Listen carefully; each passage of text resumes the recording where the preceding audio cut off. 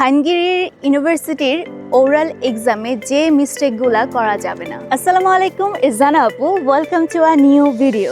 ফার্স্টে আপনাকে খেয়াল রাখতে হবে আপনার মাইক্রোফোন, লাইটিং এবং ইন্টারনেট ক্লিয়ার আছে কিনা। ইংলিশে কমিউনিকেশন করার মানে কিন্তু এই না যে আপনি কমপ্লেক্স সেন্টেন্স ইউজ করবেন ওর অ্যাকসেন্ট চেঞ্জ করে ফেলবেন।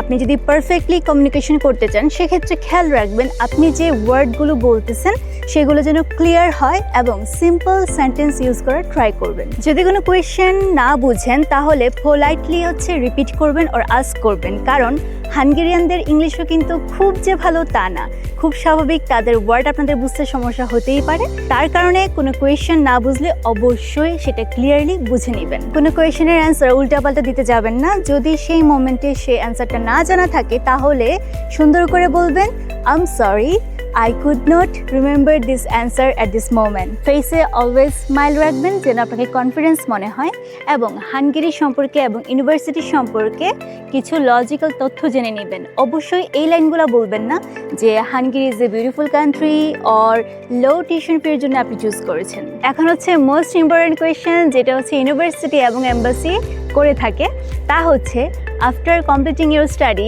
আপনি কি আপনার কান্ট্রিতে ব্যাক করবেন কি না। এই কোয়েশ্চেনের অ্যান্সারটা আপনাদেরকে আমি এভাবে দিচ্ছি না, সেটার জন্য যেটা করতে হবে আপনাদেরকে কমেন্টসে এই কোয়েশ্চেনের অ্যান্সারটা দিতে হবে, অ্যান্ড আমি হচ্ছে প্রত্যেকের কমেন্টসে এটার রাইট অ্যান্সার কি হবে বা কি মডিফাই করা উচিত সব কিছু বলে দিব। আমার নেক্সট ভিডিওতে থাকছে হাঙ্গেরি ইউনিভার্সিটির রিটেন এক্সামগুলো কিভাবে হয়, এবং তা জানতে কিন্তু সাবস্ক্রাইব করতে হবে জানা আপুতে।